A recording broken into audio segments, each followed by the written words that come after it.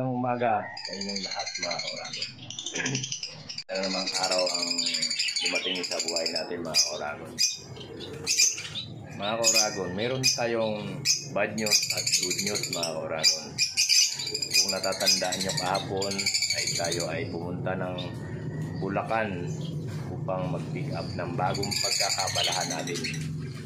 Ang bago nating alagang isda mga kauragon. At tayo ay nagdala ng kalapate kahapon mga kauragon, 10 piraso. Sa 10 piraso na yon ay 6 ang bata mga kauragon. Ang bata na yon na 6 ay 3 buwan kalahati hanggang 4 na buwan. Sinama ko na sila mga kauragon. Unang lipad nila ng malayo yon. Dito lang lumilipad yan mga kauragon, may 1 buwan pa lang. Ngayon tinama ko doon. Kaya yan ang budget natin mga kauragon. Di nakabalik ang 3 pinakabata ang hindi nakabalik. Tapos ito ang nakabalik mga kauragon. Inuna ko na yung bad news mga kauragon para kahit paano maibsan ng ating galit dahil hindi nakabalik sila. Pero okay lang yan mga kauragon. Nasubukan natin kung habang bata pa matatag ba o hindi. Ang good news naman natin mga kauragon ay yung ating mga alagang African. Yan. Nagpisa na mga kauragon. At yung iba naman ay naglilimlim pa uli. Mayroon pa rito naglilimlim na ilang piraso pa mga kauragon na African. Pero yung mga parakit ay may naglilimlim na 2 at yung isa naman ay nagpisa na naman mga kauragon. Kaya ang anong good news natin mga kauragon. Ayan mga kauragon oh. Ito na. Ito ang unang box na dating may pisa yan mga kauragon. Ang 3 yan mga kauragon. Ayan o. Oh my God! Dalawa na lang nandito mga kauragon. Nilipat ko yung isa dahil medyo nahirapan ang breeder magsubo. Ayan yung breeder niya o. Nilipat ko rin sa baba niya. Yan mga kauragon. Naging kasi isa lang ang anak dito mga kauragon. Bugok ang ibang itlog. Ayun mga kauragon no. 2 rin. Oh my God! Wow! Ayun no. Ayan naman yung breeder niyan mga kauragon no. At dito sa baba mga kauragon ay 3.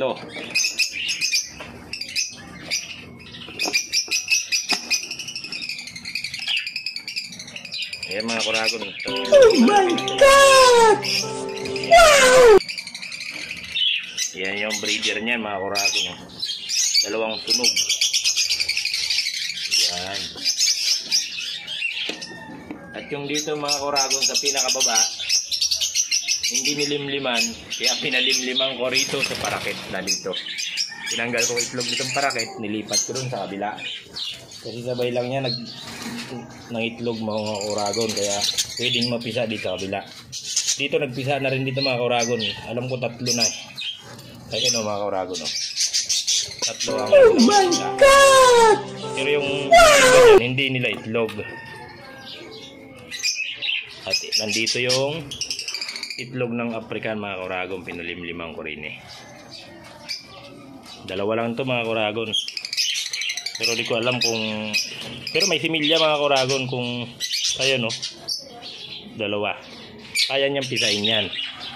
Pag napisa nila yan 1 linggo lang sa kanila, i-handpid na natin yan mga kauragon. At ito mga kauragon yung isang African na may pisa na. Hindi ko alam kung ilan. 3 itlog dito eh. Ayan mga kauragon no. 2 pisa oh.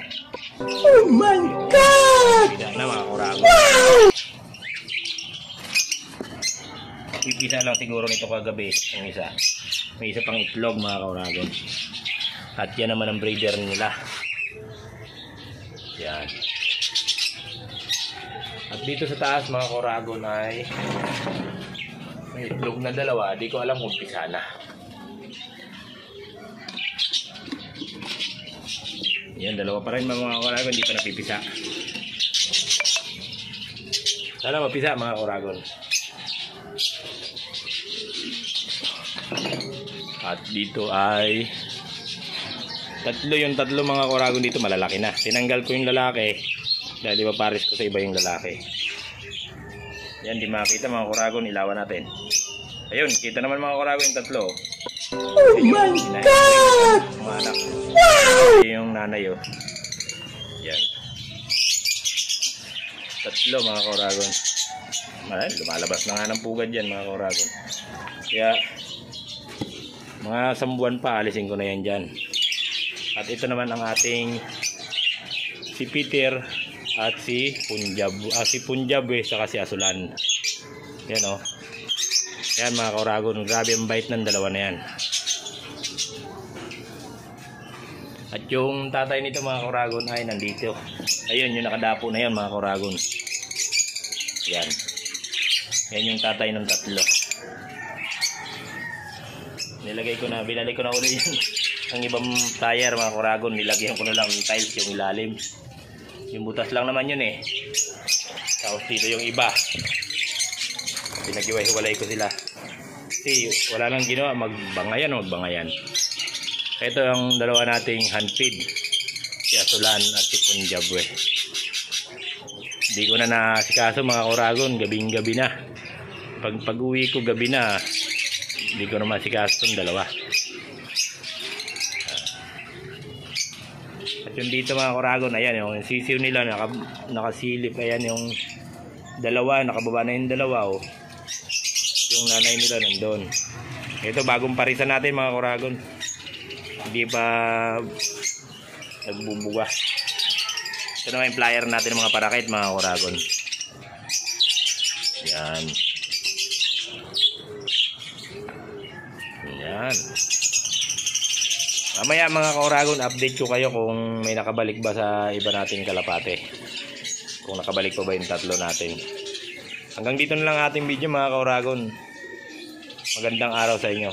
Ingat.